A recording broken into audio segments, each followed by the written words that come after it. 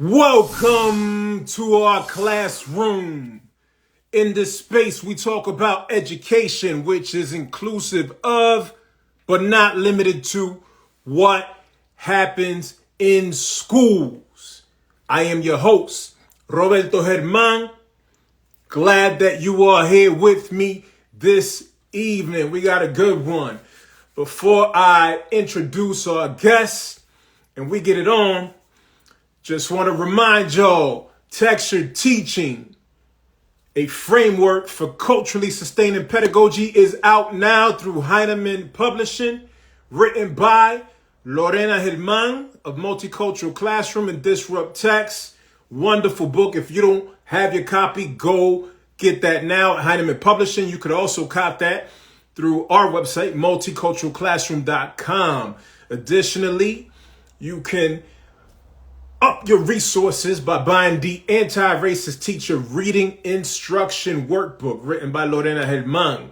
If you teach the early grades, early childhood and lower elementary, the home school curriculum mirrors and windows can be applied in other settings, including schools and daycares. And so purchase that through multiculturalclassroom.com. We also have t-shirts available for you. There's the Textured Teaching t-shirts, and there is also the Multicultural Classroom t-shirts, fresh off the press, up on the website yesterday. I'm letting y'all know. We shared it with the subscribers first, but I'm letting y'all know because y'all my peoples and y'all follow me, and we'll be sharing it on the social media platforms. Go ahead and cop yourself a t-shirt. Well, this evening, we got some special guests. I got a couple individuals who are going to be with me, and I'm truly excited. I hope you're excited. Also, if you like books, you like picture books, you like hearing from authors, you're going to enjoy tonight's show. Our guest this evening, Ellison Bavu Blakes. Ellison Blakes is a scientist, pianist, researcher, athlete, and a baller. Video game lover. So he loves video games, and he's a designer, sports analyst, and author. After Mama's prediction came true, wink, wink, Dad started helping him create Elle's Mirror. Ellison, a fifth grader who still goes to the school up the street from the big house full of books and art on the west side of the South, he's going to be sharing about his experience this evening. And his father, all right, so we're talking about a father-son combo team. This is exciting to have this father-son team of authors. And in a future episode, I'm going to have a mother-daughter team of authors. So very excited about bringing a family into it, right? That's love. Bavu Blakes is a scholar MC, deliberately walking through the intersection of hip-hop, education, and spirituality. His research goals center the various ways that the hip-hop generation leverages its resources for today's generation. Blakes is a national educational consultant, as well as a celebrated songwriter whose studio collaborators include Grammy winners Adrian Quesada, Symbolyc One, Gary Clark Jr., and several more. Oh yeah, this is going to be a good one. We're going to be talking about their publication, Elle's Mirror. And so y'all feel free to just reach out to them. And by the way, I'm rocking this shirt. That's their brand, Hip Hop Grew Up. So if you don't know, now you know. Hip Hop Grew Up. Website, Hip Hop Grew Up. And go ahead, buy yourself a t-shirt, buy the book, Elle's Mirror. Buy all of the resources that they got up there. And right now, our guests have joined us. I see Ellison there, and by his side, Bavu. Peace, peace, peace, y'all. How you doing? Doing well. Feeling the t-shirts. Thank you. Yeah, feeling it. We're matching you, and I got a little Howard U, my birthplace. You already know. Thank you for being here, Ellison and Bavu. I'm excited that y'all could join me It's great to see y'all. I love seeing this father-son team, and it really resonates with me as a parent. It resonates with me as a Black man. Your book and your movement resonates with me, and you know you got a supporter in me. So thank you both for being here. Ellison, I don't think I've ever spoken to you. I've spoken to your father plenty of times, but I don't think I've ever had direct contact with you. So I've heard great things about you through your father in particular, and I'm excited to get to learn from you, to connect with you, to ask you some of my questions. And my daughter loves your book, and I'm sure as soon as she finishes her bath, she's going to be watching through my wife's phone and just, you know, checking out and listening and learning more from you, the author, Ellison Blakes. So thank you. Let's go ahead. Let's get started. Why don't you tell us about the educational journey you've been on with the publication Elle's Mirror? So, like, I've learned a lot from publishing the book. Like, I've learned that publishing a book takes a long time because it took us, like, a year. And I thought it only took you, like, a couple of months. And then, like, how long it takes to mail the book, because mailing the book, you have to, like, get the book. And then after you get the book, you have to, like, put it in like wrap and then add some things on it, and then you have to take it to the mailbox. I mean, not the mailbox, the post office, and then mail it. And then I learned something else, which is being also takes a lot of your time. I didn't know it took that much time, but like I've had to miss a lot of school because of book talks.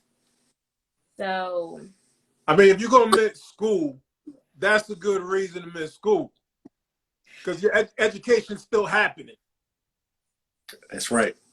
That's absolutely right. Absolutely right. So you've learned that this is a process and that there's sacrifice involved, including your time. That's awesome.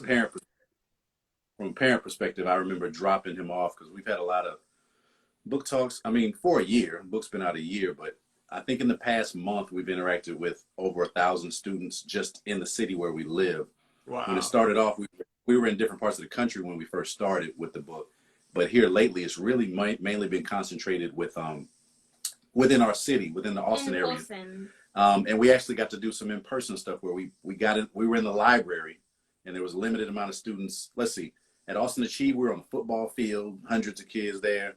And then we went to 2 other schools where they set us up in the library, and the students were still in their classrooms. Menchaca, Baldwin.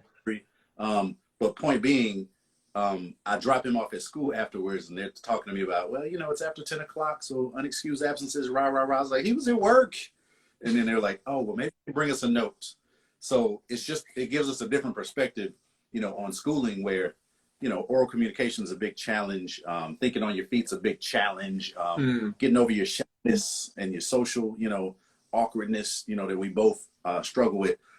Getting over all of that is absolutely educational. To your point, you know, we believe that education is way more important than school. This is really putting that in motion and giving us a chance to reflect and learn together in a way that test prep, it'll never do.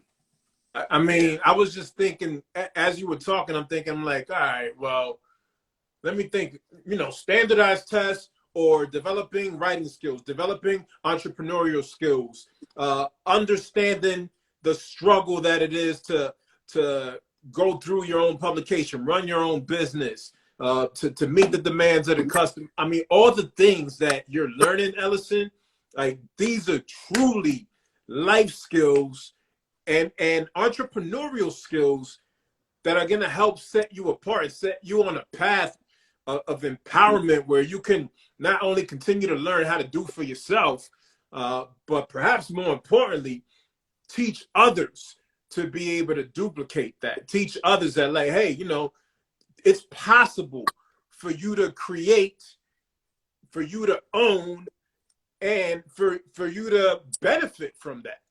And from others, obviously, benefiting from your story. So, man, I love what y'all doing. I'm encouraged by that. And I'm hopeful that the school that you're at and wherever, you know, your traditional school journey takes you, that they will understand what it is you're trying to do and find ways to implement that in their program. That would be dope. So do I. Yeah, and he's humble, but I mean, for a 10-year-old, you know, he's been making a little bit of paper too. You know, I don't think he's just gonna come out and say that, but there is that entrepreneurial component to your point, and it's led us to do some financial literacy, some reading around financial literacy. I think, what book are we reading? I Got Bank is called, not from the United Bank or One United, which is a Black-owned bank. Their owner, president, did a really great job of writing a kid-friendly book with a super dope narrative and a lot of humor, to where we're understanding a lot of financial literacy that I definitely had no clue of when I was 10. So that's another thing, is just the offshoots of the educational journey. They don't teach us that in the schools. Nah. They don't teach us that. So I mean, there's so much that we can extract from this, and so much that, and now I'm thinking with my school leader hat, right? I mean, I'm not leading a school right now, but that's what I've been doing for the past 15 years. And when I put my school leader hat on, I'm thinking like, oh man, like how amazing would this be if we would work this into the curriculum, right? If we would find the space and put value on teaching our young people financial literacy. So again, El, you have a great advantage with your educational journey right now. Now, El's Mirror is self-published. And it's challenging to find oh, that's the book, I Got Bank. All right. Hey, y'all, all of you who are following, you're getting a gem right now. I Got Bank, and Bavu, name the author again, please. Terry Williams, who's the president I Got of her own Bank bank. By Terry Williams. Hey, y'all. Fire. Cop that book. We need those type of resources for our children. Hey, you cop it and bless your kid's teacher so they have it in the class. Sometimes we gotta backdoor the situation. Hey, teach, I got a gift for you. I'm blessing you. Teacher Appreciation Week. Here you go. Facts. Now, El's Mirror is self-published, and it's challenging to find high-quality self-published children's books. And as a result, many people either go through a publisher or they self-publish something that the physical product, including the illustrations, will likely not be top-notch quality. And yet, you figured out a way to publish a high-quality picture book. This is my opinion, obviously. Why did you self-publish, and were you able to achieve the publishing that you were looking for in terms of like the high-quality product? Like, are you happy with the results of the product that we have in our hands? You want to take this one? Okay. So again, let's start with, why did you self-publish? I'll take this one. I think a big part of why we self-publish is to learn how to self-publish. That was the mind frame. And, you know, I come from a background of independent music. You know, your own concerts, your own albums, your own releases. As a matter of fact, we're going to release a vinyl 7-inch of the El's Mirror theme song in just a couple of months here. But I think that that's part of the reason. And the second is time is at a premium. So I didn't think about taking a lot of time to learn how to chase publishers around. I really just wanted to get it out because we had a really unique and special challenge to figure out how to do it. And I knew it couldn't be that complicated, having put out an album and having put out music before. I knew it just couldn't be that complicated. So we looked at, you know, a lot of quality books. That was The Boy Who Loved Math. This is Malcolm Little, which is fire. Illustrated by somebody I went to high school with, which is inspiring. The Undefeated. Like, I'm looking at all these books. I'm like, this can't be that hard. There's probably just some kind of firewall to keep me from knowing how to get it done. So to answer the question, the impetus was that independent music background, but also this was very much an educational project for our family because he's going to write way more books and way better books and way longer books. In fact, he already does. But I think I want to put my teacher hat on for a second and say that my best answer would be the writing process, right? Mm. So we had already experienced what he's added to the writing process, this new first step, which is called life. He says, if you have a life, you have a story. If you have a story, you have a book. That's a jewel. We spend a lot of time in pre-writing, which is the planning process, right? So that's the design of the book. It'll be your outline. It'll be your vision. It'll be your plot diagram, which we did all of that. It'll be the graphic organizers used to plan it out. It'll be him saying, we got to use Cesar Chavez, which I never would have planned. So we're making all those initial decisions, right? The pre-writing is a huge major chunk. It takes a long time. And then there's something real quick. Do you feel that? What is that? You feel that? It's a draft. The draft just blows in. So that's like super fast. Boom. You put the draft down. Done. But then this takes forever revising. So we brought in a whole bunch of teachers and the teachers helped us look it over. And then we had supporters who bought the Hip Hop Grew Up hoodies, which funded the book. And then we did this initial run of like just 100. This wasn't the final. So we spent a long time in revision, finding out if the right color shorts and the right color shoes and cut this paragraph and just revising all those big changes, right? So then we went to the editing, which was the small changes. And again, we had a circle of people in a community to help us do that. And then finally, we got to that final process. So I just wanted to kind of elaborate on what the education was like. I knew as a humanities teacher what we were signing up for as far as process, but I also knew that there was a lot more stuff that I didn't know, like contacting India and China and the printing and the cost and things like that. So we followed our instincts with some courage, and it gave us that educational process. And to answer your question, when we worked with the Texas Book Festival, they literally asked us how we had such a high quality product. Wow. They're like, if this is independent, they said, wait a minute, how'd you do this? And I was like, oh yeah, we got one.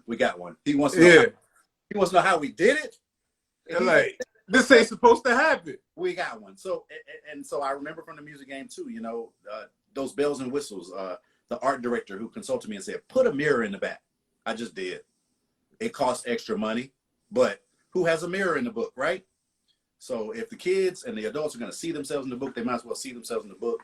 And so I guess what I'm saying finally to wrap it all up is we chose to self-publish for the educational opportunity down to the illustrator we chose. But then we also chose to self-publish because we had faith in the community around us that we could do this with all the people we knew. And so I do stand behind it, and we do get a lot of compliments about it. So thanks for that question. Yeah, I love it because I'm a big believer. Well, let me back up a little bit because you used the word courage. And I love when I see our people demonstrate the courage to put something out there in the world, the courage to invest in yourself, right? Sometimes, we get hesitant about investing in ourselves, but we'll put money in all different type of directions in other people's pockets. But that y'all had the courage to invest in yourselves. And then you mentioned knowing you had the support of the community, which is important. Like the networking piece is important, but the nature of being in community, right? And what community looks like is like, oh, nah, we support each other. We get down for each other. It's like, oh, all right. Wait, you putting out a book? Yeah, I'm copying a copy. That's how it's going down. And I'd love to see more of that. Instead of sometimes what happens in our communities where it's competition and it's territorial and, I'm not trying to see you rise, but instead having that like Smith and Wesson mindset, I shine, you shine. Yeah, For the hip hoppers, I'm bringing y'all back for the hip hoppers. Call him my son because he shine like, was that you talking about? Smith Wesson? Bavu, we about to turn this into a session real quick. All right, let me stay on track. So in the book, there is a story of Elle being sent to another classroom due to correcting the teacher's pronunciation of basilic. Correct me, Al. Basilic. Does this ring a bell? Yeah. Say it again. Basilisk. Yeah. Don't worry. I ain't gonna send you to another room. We here. I ain't sending you to another room. Basilisk. So, I want to know, is that a true story? It is a true story. All right, so I'm gonna explain it to you. Wait, let me interject something. There are no untrue biographies in this whole book. But go ahead. So thank you for clarifying that. So we went into 2018 when I was 6. Yeah, when I was 6. I really loved animals. I studied them. I drew them. I looked at them. I wanted to be them. I wanted to study them. And then when I went to school and my teacher was talking about animals, I got really excited. And so when she said basilisk lizard, because we were talking about that lizard, I got excited, and then I said basilisk, and I said, no, it's a basilisk lizard. And then the teacher sent me to another classroom. So I think that what teachers can learn from this is that sometimes, when you take down a student for being over enthusiastic to learn, you can take away how much they really want to be in school and how much they want to learn. Thank you for sharing that. Thank you for speaking that truth and for writing that part of the book. I think it's important because I think any one of us as teachers, as educators, we're prone to make those type of decisions and those type of mistakes. Even the most well-intentioned. I'll be straight up. I'm sure that I have, whether through classroom teaching or as a principal, assistant principal, as a basketball coach, I know for a fact that I've had moments where I've made decisions that, kind of squelched or drained a little enthusiasm from my learners, whether in the classroom or on the court. I'm not proud of that. I don't feel good about that. I think I've learned a lot from those moments, especially as I've been in other settings and I've been able to see oh, wait a second, we can actually operate in a different manner here. And, we don't have to approach our youth, our children, our students in a punitive manner. We could approach things in a restorative manner, and we can actually sit back and take time to truly listen. Oh, wait a second, maybe I am wrong.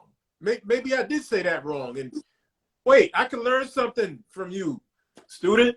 Doesn't matter how young you are. So I appreciate you putting that out there, and I hope a lot of teachers have come across that story so that it's in the forefront of their minds as they're approaching their learners.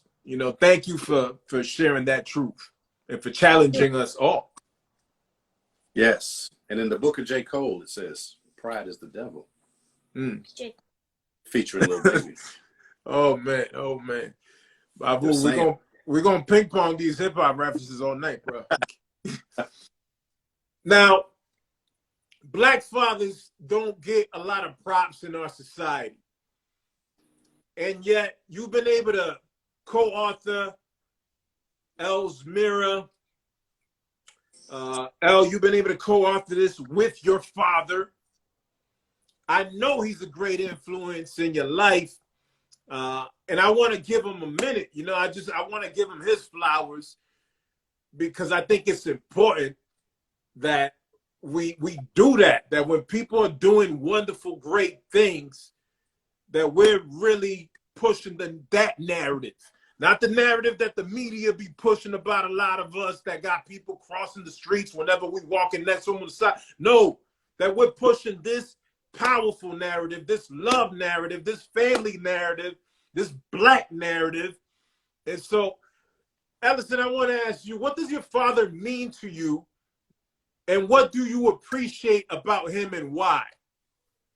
Like, he means a lot, and like I can't really imagine what I'd do without him, because he pushes me to do what I want to like do things that will affect me later on, and he also likes to, and like whenever I like doing things and I want to like be, whenever I have a goal or a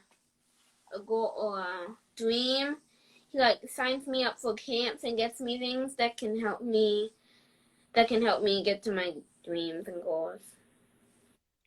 That's awesome, man. That's awesome. Thanks for sharing that. I mean, it's amazing.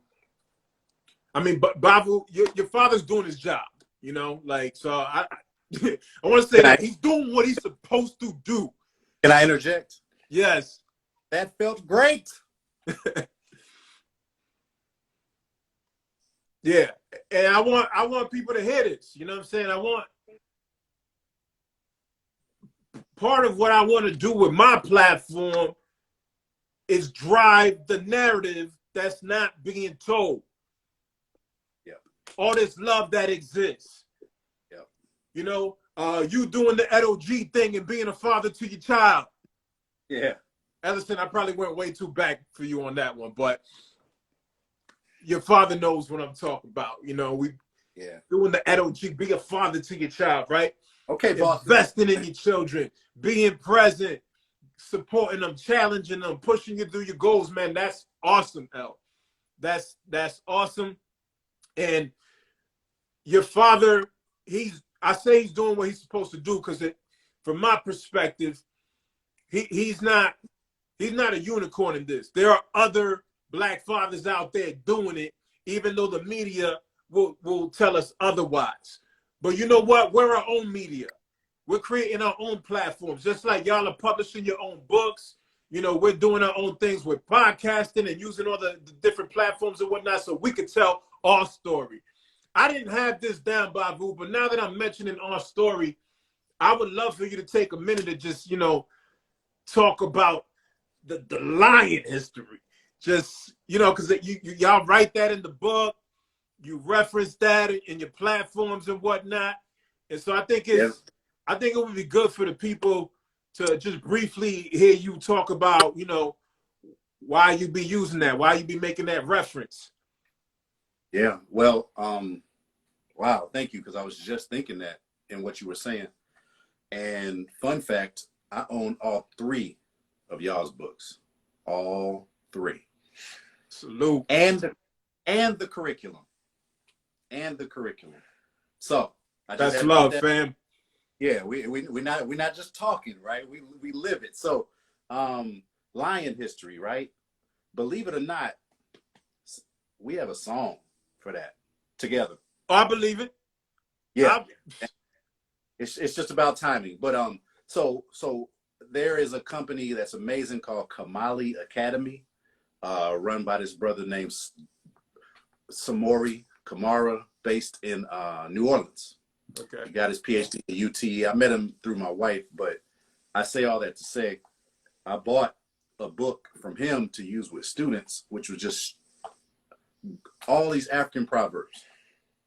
And that was one of the ones that really stood out to me. And I've seen it phrased in a lot of different ways, but I say it, till the lion writes history, the hunter will be the hero, because it feels perfect to word it that way. Bar. Yeah, I don't even say until. It's till the lion writes history, the hunter will be the hero. It feels right, you know? And so, well, your books and curriculum are a great example of that. I just saw this talk by Dr. Aurora Chang. Y'all might want to Google that, where she does a talk on PBS and really goes into depth about how important that is, especially from her perspective as it relates to immigrant children, and especially undocumented immigrant children and families. She talks about how those, instead of being undocumented, it makes more sense to just go crazy with it and hyper document yourself. And I think that's what this lion history concept is all about, hyper documentation, because somebody who's not for me can and will never correctly tell my story. Will never correctly tell my story. Somebody who's not for me can and will never correctly tell my story. And when you were talking about the media and, you know, what they may paint at any given time, you know, and you're talking about like mainstream kind of commercial facing entertainment, you know, left or right leaning type of, you know, binary media. Yes. A lot of times those narratives are whack. And we don't depend on that. We know that we come from a eternally excellent people who are always the primary influences of all facets of culture. And please correct me if I'm wrong. And so therefore we create. You know, we also know that if there's a creator and we're created by a creator, then we have the power to create inside of us at all times. And so we put that to use. We also know that there is knowledge, recall, and regurgitation and memorization. And then when you go way above that within your, you know, within your ability to think, you get up to the point where you create. So we really honor creation, and we really honor manifestation of our ideas and whatnot. And so that's what that lion history concept, that's why it's so dear to us. It feels like if I'm doing something and it doesn't connect to that proverb, I almost look at that like a motto. Like if I'm making moves that don't connect to that concept of till the lion writes history, the hunter will be the hero, then I'm missing out on something. Because, you know, my father does genealogy on the side. So while he's been a mechanical engineer for decades, he took the time to create our family history, to write our history, to make history from scratch. I can't ignore that I come from that, you know? And that's a inheritance that I've received while my father's still alive. So we're already passing, you know, like that idea and that attitude down, and everybody in our home is down with that. And I think you and I have that in common. So that's just some language that just reminds me of the parameters that I should be living by as somebody whose children and other people's children as well are watching my moves. It just feels like a good guideline. That's what that's about. That's amazing. That's amazing. To those who are listening, following, what is a message of encouragement you want to offer them? We'll start with Al. I already said if you have a life, you have a story, and if you have a story, you have a book. That's mainly like the word of encouragement. Like anybody can like write a book if they have a life. Because like you can like make a book about your life, you can make a book about your experiences. Any like, so if you have a life, you have a story, and if you have a story, you have a book. Listen, people, stop sleeping. El's telling you to go write your book. Go write your story. Your story is unique. Yes, dropping some wisdom there. Thank you. Bavu, what's the message of encouragement you want to offer the people?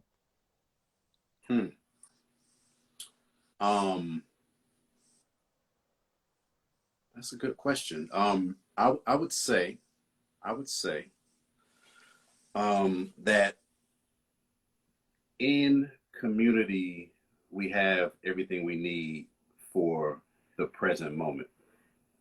I went and visited a friend of mine last night who I hadn't seen in a while, and it just filled me up, you know, and all we were talking about was fatherhood and hip hop and his kids and my kids, and we listened to a couple beats, and I was tired this morning, but it had been so long, you know, I've been so isolated with my family, which is another example of having everything you need, you know, at least to bear good fruit, right? Like we stumbled across a book just having life experiences, to Elle's point.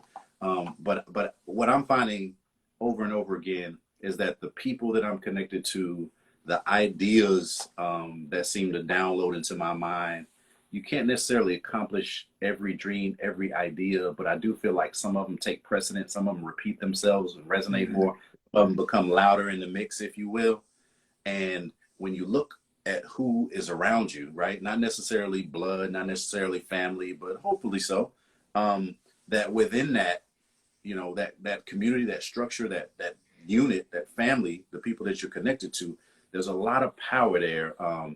You know, if we have eyes to see it and ears to hear it, and we believe it, I believe that you'll bear witness to like amazing power with who is already around you. Yeah. That's great. That's great. Thank you. Thank you both for those words of encouragement. Where can we follow you? You can follow us, like, I'm pretty sure we have Instagram, as you know, Twitter. So they go to Instagram and then they follow us? Yeah. You can tell he doesn't use Instagram. You got to tell him what you can. You got to tell him how to follow you on Instagram. Let me take that. We have at Elle's Mirror on Instagram and Facebook. And I think for the purposes of this talk, yeah, at Elle's Mirror. Twitter, there's no Twitter, Facebook, and Instagram. There's a Hip Hop Grew Up. But I think for the purposes of this interview, at Elle's Mirror, as well as at ellsmirror.com. Yeah. ELS. And that's where we can purchase the book, ellsmirror.com. That's where you can purchase the book. And that also lands you within hiphopgrew-up.com, yeah, where you can get all kinds of stuff, books and posters, and, you know, because we have the 3 historical figures within the story, but actually if you go in the back of the book, there's a whole nother 9 of them on a totally different poster by a totally different artist. So we're just trying to give folks a lot of different entry points to this Lion history. And, you know, merch, you know, it just keeps things going. But yeah, I'd say, in fact, on the back of the book, you got hiphopgrew-up.com and you got ellsmirror.com. Hip-Hop Grew Up LLC. Oh, that's our company. So, yeah, that's how I say that you could follow us. And I actually went to Facebook and also on Instagram, just announced that we were doing this. And I actually got new followers just from doing that. Ain't that something? Hey, man. Hey, we're growing this thing. I want to bless your endeavors. I hope y'all just continue to speak all over the place, produce great works. Ellison, I'm excited about your future as an author and to witness it grow. You got a supporter in me, and you will continue to have support. Not just for me, but, you know, my wife, my daughter, you know, my son's still flipping through pages, but, you know, once he's able to get to the stage of reading and whatnot, and my 1-year-old too, I'm sure they're going to appreciate your works. And Bavu, salute to you. So much respect for you as an educator and as an MC and just as a man, as a Black man in America. So salute, man. A lot of respect, a lot of love. I'm hopeful that we could do this again, and we can. You know, I anticipate continuing to support what it is y'all are doing. Yeah, and if you ever invite Elle again to anything, ask him to bring his piano next time. Okay. It brings a lot of joy there too. And thank you for your energy, like just your way of being, your energy, your enthusiasm. It goes a long way. It helped us feel comfortable. It helped us like giggle and not be too self-conscious. So I appreciate everything about your presence from beginning to end, you know, since the top of the hour. And I mean that. Oh, peace to y'all, man. I love doing this. I love having the opportunity to hear about different folks' educational journeys and to amplify the platforms for, in particular for biopic folks. But it's just, I learned so much by engaging people in these interviews, you know, and there's a lot that not only I can extract from listening and asking these questions, but that the audience can extract. So hopeful that folks that have been participating with us this evening will follow you if they're not following y'all already, that they will go and purchase your products, that we continue to get it out all over the place. So thank you all. Thank you again. At some point, I'd love to have Tiffany on. If y'all don't know, Tiffany Jones Blakes, she Ellison's mother and Bavu's wife, amazing educator, Just a lot to offer our audience, and so I'm hopeful at some point to have her on in the future too. Say the word. Say the word. And shout out to the Real Broke Bread for staying in this interview from beginning to end and having a lot of great comments and wonderful things to say along the way, which also, again, takes our anxiety levels down, lets us know we're in the right place. Indeed, indeed. Yeah. Well, peace to y'all. Have a great evening. We'll do this again sometime in the future. Thank you, thank you, thank you.